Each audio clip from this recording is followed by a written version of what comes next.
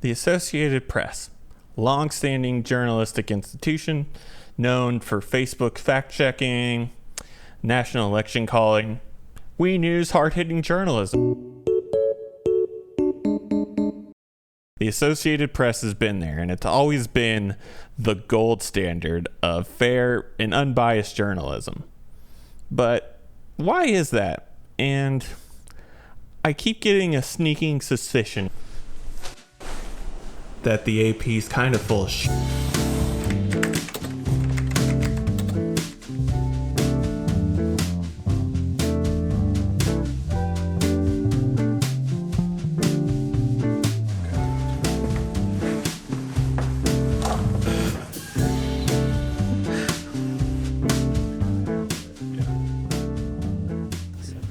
In 1846, the Associated Press was formed by 5 daily newspaper companies in New York City to share on the cost of reporting the Mexican-American War.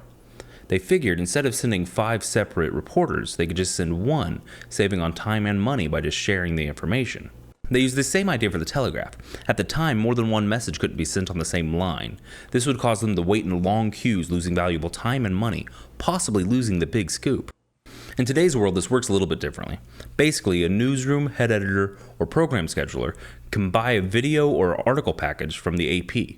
From there, you're allowed to edit and republish the material as your own, such as this story about the Derek Chauvin appeal, or this one about the musical version of Moulin Rouge, or this one about golf. The ability to edit and personalize the story is what really makes the AP stand apart from the partisan politics that plague most other news sources. The AP sells to various sources such as OANN, CNN, your local news station, and even Nazi Germany. At the end of the day, they don't care how you want to spin the facts. Yeah, that's a loaded shit.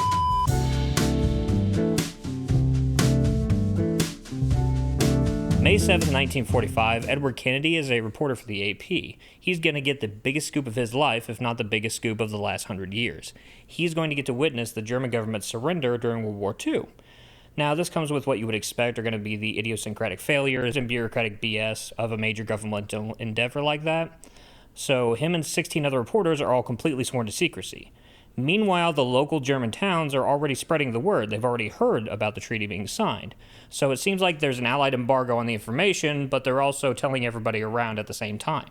This prompts Edward Kennedy to action. Instead of capitulating the Allied government's demands, he decides to go ahead and send the story to the AP. Of course, the AP publishes it. This gives them the exclusive story, while everyone else has to abide by the embargo.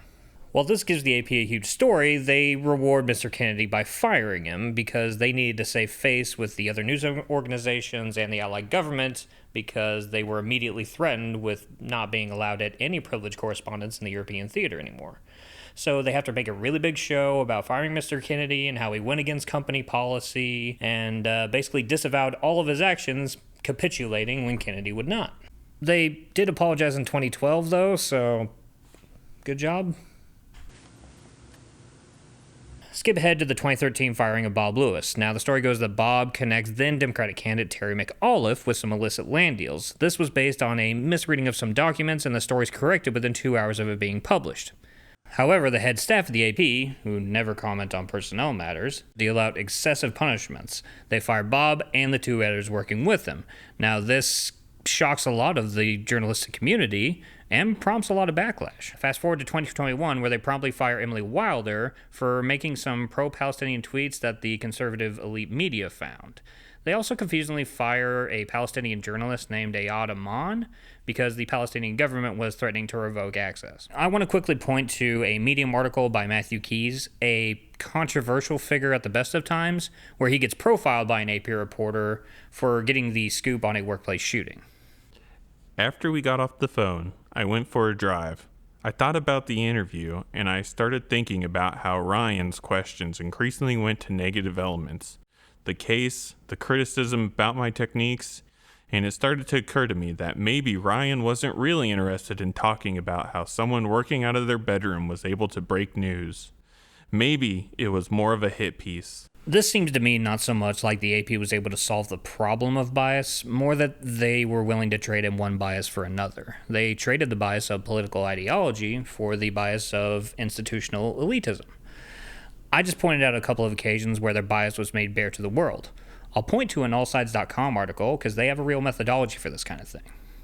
Our team noted AP fact checks often display an ideological bias of appeal to elites, accepting the claim of the WHO or other government institutions rather than looking into the claims themselves. This elite bias is not necessarily partisan, and both the left wing and right wing are experiencing a surge in populist questioning of and pushback against information coming from elite institutions. So when it comes down to it, facts, elites. Who do you think the AP cares about? It doesn't take a genius to think that if both sides don't want a piece of information that they're not going to publish it. This isn't crazy, this is intuitive.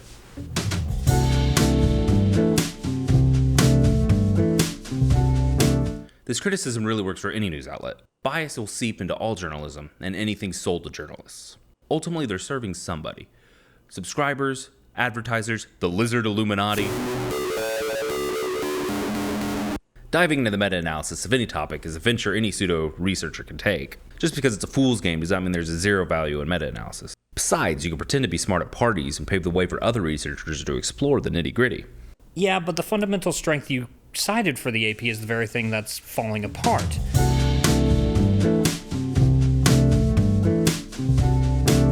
They may be a not-for-profit company, but they still have to cover operating costs, and they still have C-level executives. They publish financial statistics, or at least they did publish yearly financials up until 2017. They had declining revenue for multiple years up until then, and I don't really foresee that revenue starting to go upwards unless Zuck started paying out big bucks for fact check. The news industry has been struggling to find sources of revenue for itself ever since Craigslist started to replace classified ads. Local newspapers have gone through a cycle of bankruptcy and consolidation. One of the largest regional owners of newspapers, McClatchy Co., filed for bankruptcy in 2020. The Pew Research Foundation shows a decline in revenue all across the board for the entire industry, and there's a reduced need for reprinting national news. So even if you're the AP's biggest stan, you gotta admit that these changes are worrying, and I really don't see how the AP continues on. The cracks are there, and the AP's not addressing.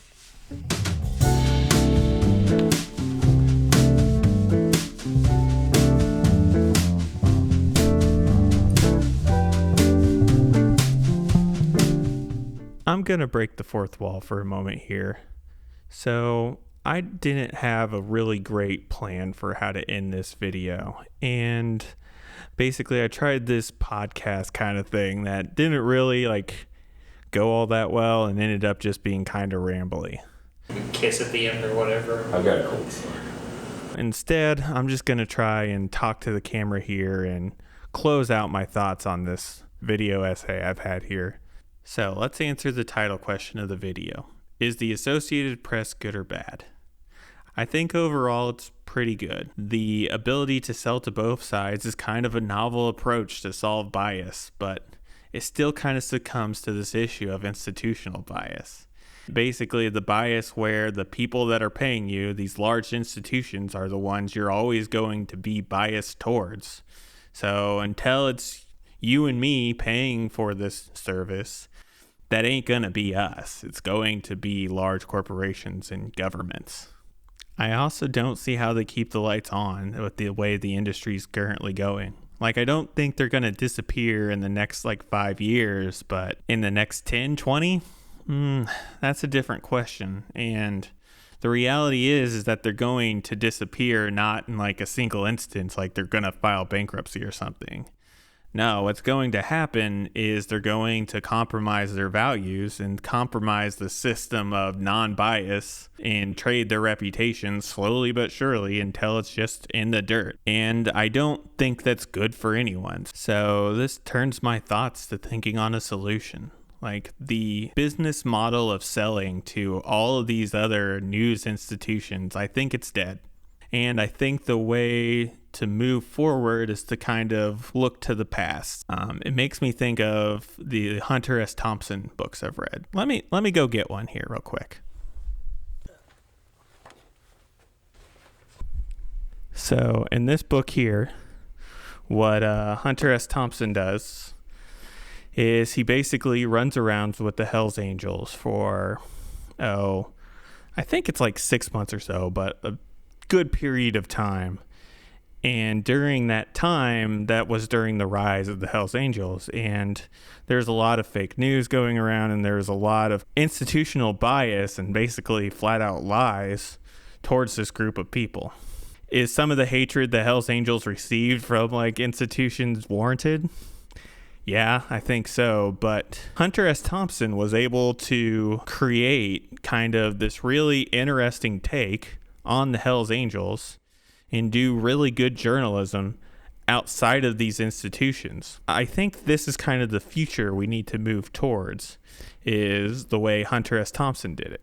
Now, the way Hunter S. Thompson paid for all this was he wrote a book and he sold articles to like Rolling Stone and stuff like that. So that part's not going to work. But if you look at like Patreon and Subscribestar, those are ways that a lot of independent journalists and political pundits, our shit kickers, as I like to call them, tend to be able to fund their own operations. I think we need to move away from having these large institutions that run the news and journalism to kind of these individual-led solo producers and distributor kind of model. I think that makes more sense in this age of the internet, and I think it just makes more sense overall. And I think it's a way that we can move past this institutional bias that we've kind of inherited from the old system. So, yeah, that was my thoughts. So, guess I'm out of here. Hey, thanks to everyone that helped me make the video. And if you liked the video, please hit like. If you want to see more videos from us in the future, hit subscribe. Later.